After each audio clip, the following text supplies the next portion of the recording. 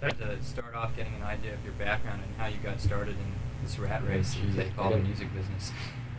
Um, Forget the first 35 years, but at the age of 35, 34, something like that, I found myself, and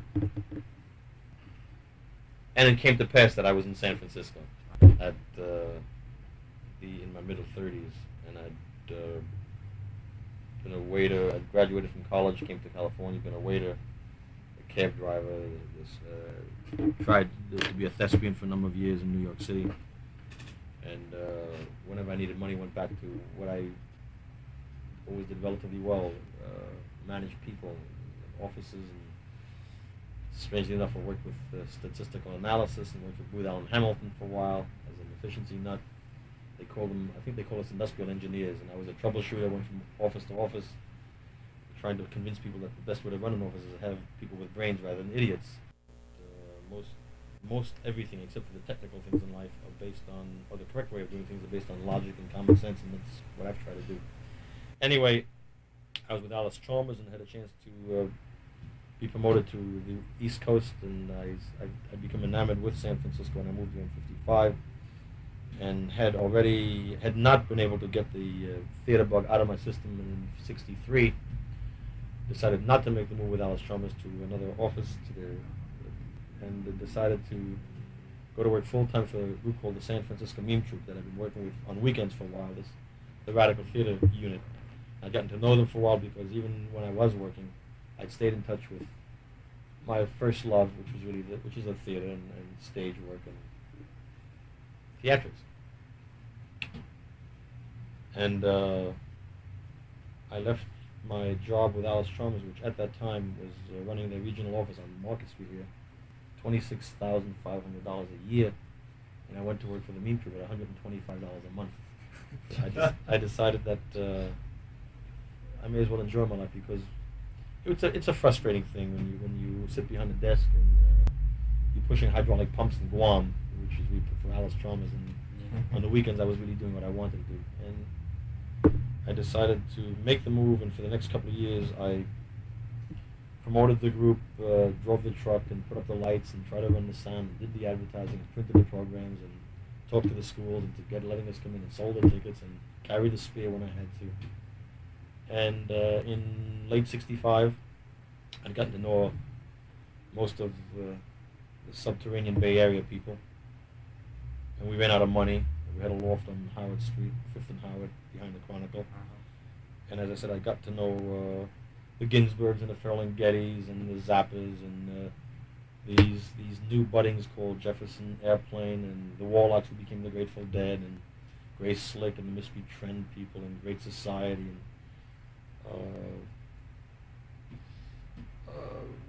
just got an idea of why don't we run a benefit for us, and because we were kicked out of the parks and the law was trying to stop us from doing the shows free in the park, and I made a big issue out of it. And make a long story short, in November of '65, I ran the benefit in the loft, inviting many of these people, and all of a sudden there was guys with film loops. I didn't invent the light shows, and I didn't invent posters, and I've never said I did.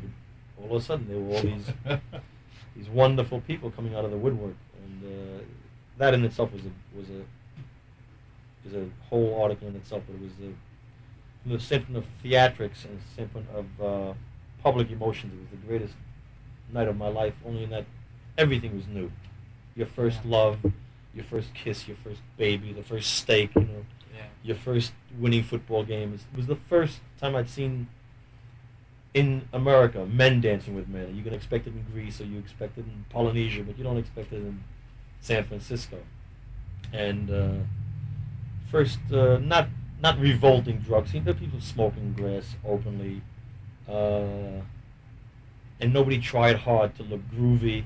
And people just felt very warm and mellow, and that was the last of the perfect nights for me, because everything was real.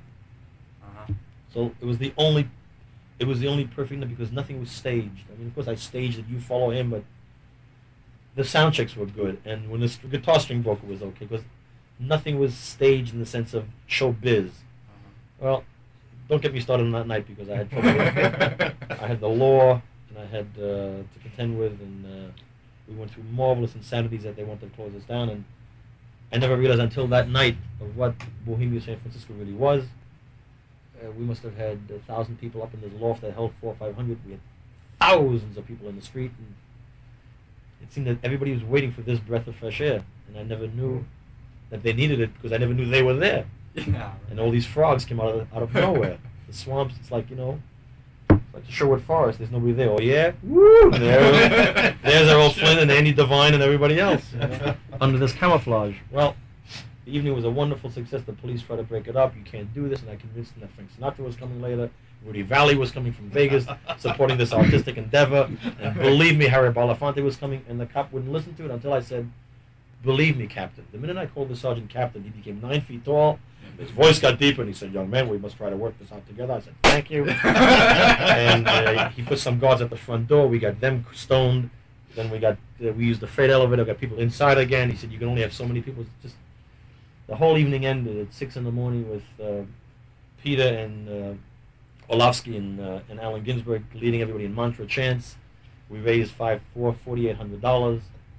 It was an amazing evening of jazz and folk and John Handy and rock and roll. And I mean, if I saw a zebra coming out of the wings, I wouldn't have minded. I mean, and it was just wonderful. We had these garbage cans lined with aluminum wrap with 9 bottles of vodka versus 1 pint of orange juice, and we threw in everything except the kitchen sink, and we had gone to wholesale grocers, banana stalks. It was like somebody said it was like a hit bacchanalian feast. It was the first and only one that was so perfect.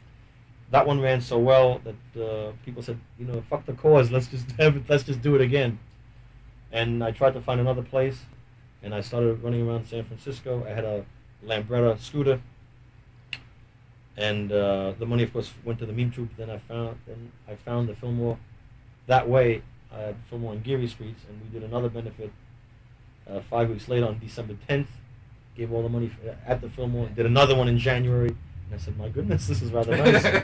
Did the first 3 benefits for the meme troupe, and then decided to do it on my own, and here we are.